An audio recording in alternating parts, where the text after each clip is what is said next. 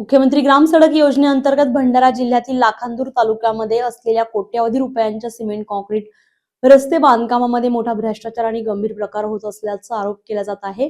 अत्यल्प सिमेंटसह राख आणि क्रशर डस्टचा सर्रास वापर करून दर्जाहीन रस्ते निर्मिती केली जात असल्याचा गंभीर आरोप स्थानिक नागरिकांनी केलाय। त्यामुळे संपूर्ण कामाच्या गुणवत्तेवर प्रश्नचिन्ह निर्माण झाले, तर शासनाच्या निधीची उघड लूट आणि अपव्यय होत असल्याची तीव्र भावना आता व्यक्त होते।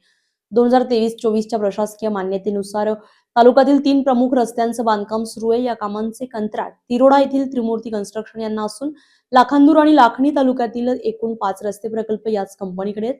मात्र या रस्ते निर्मितीच्या कामांना कोट्यावधींचा निधी असताना देखील दर्जा मात्र ढासळलेला असल्याचा आरोप स्थानिकांकडून केला जातोय। गाव घोडेधरी इथे राजनीतिकरांना रोडचा मटेरियल तयार करण्यात येत आहे आणि त्याच्यामध्ये मोठ्या प्रमाणात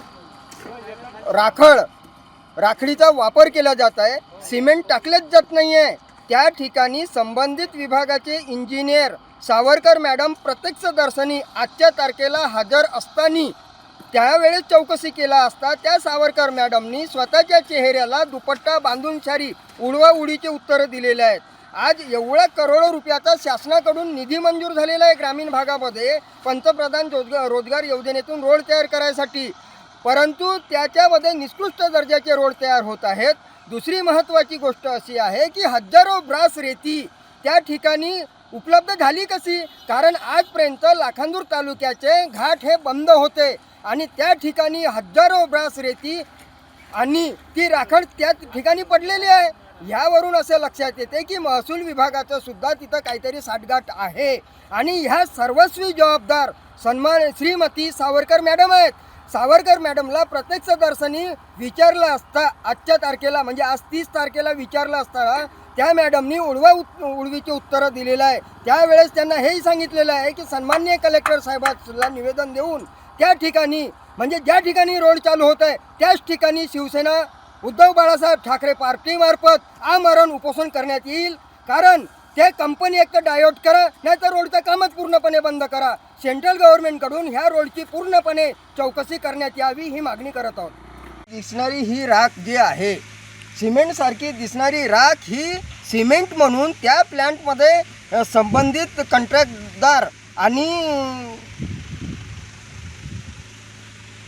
जे मॅडम आहे सावरकर मॅडम, त्या सावरकर मॅडमच्या पुण्याईनं आता त्या ठिकाणी सावरकर मॅडमच्या समोर ही राख त्या प्लॅन्टमध्ये टाकण्यात आली आहे आणि ती म्हणून राहिली की हा सिमेंट आहे। म्हणजे मला एक सांगा, सिमेंट जर असता तर हा उघड्यावर ठेवण्यात आला असता का?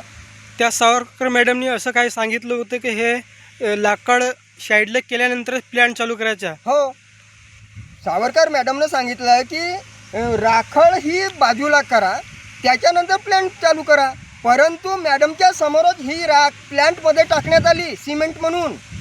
आता अशा ठिकाणी अशा परिस्थितीमध्ये जे सर्वसामान्य जनतेला जाण्या येण्याकरिता PMJSY मधून जे रोड तयार होत आहेत ते खरोखरच किती दिवस टिकणार, हा माझा त्या ठेकेदाराला आणि सावरकर मॅडमला प्रश्न आहे।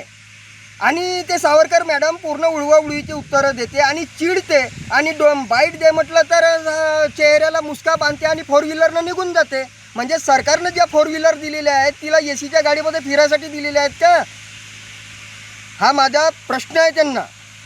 नवनवीन घडामोडी पाहण्यासाठी स्टार महाराष्ट्र न्यूजला सबस्क्राईब करा आणि ताज्या बातम्यांचे अपडेट मिळवण्यासाठी बेल आयकॉनला प्रेस करा आणि परिपूर्ण बातमी बरोबर रहा, इतरांपेक्षा एक पाऊल पुढे।